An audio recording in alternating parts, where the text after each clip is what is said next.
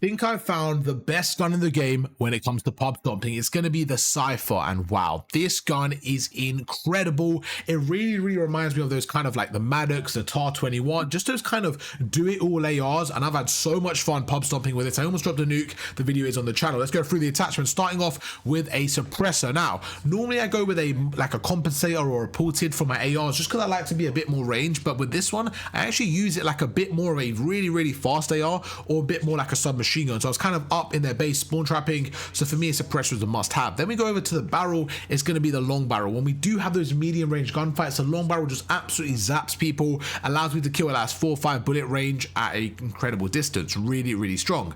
Then we go over to the underbarrel. Here we're just going to control that recoil control. We're going to get the vertical foregrip, and it actually makes the gun very steady. You can see we're shooting at range and it just doesn't move. It's incredibly strong, but it's very mobile, and that's helped by the ergonomic grip. With the ergonomic grip, we're allowed to kind of slide around. It just makes it nice and stable whenever we're doing the quick slides. It's got nice ADS. We've got dive to fire speed, just really good at getting around. I like to kind of slide between head glitches and stuff like that, use omni movement, slide cancel, stuff like that. So the ergonomic grip just allows me to be a bit more flexible, have a little bit more pacing. I do see some people use a quick draw grip, but for an AR, I much prefer the ergonomic. It allows me to make it a little bit faster and compete with the SMGs. Magazine, definitely a preference here, but I actually went with extended mags 2. Normally I go with extended mags 1, but the 60 bullets I think was really crucial here, especially when I'm spawn trapping, and you lose a little bit of ADS and sprint to fire speed, but to be honest, I didn't really feel it. So I actually recommend it because especially with the fire rate, I feel like because it's got a slow fire rate, when you have 60 bullets, you are able to literally kill everyone,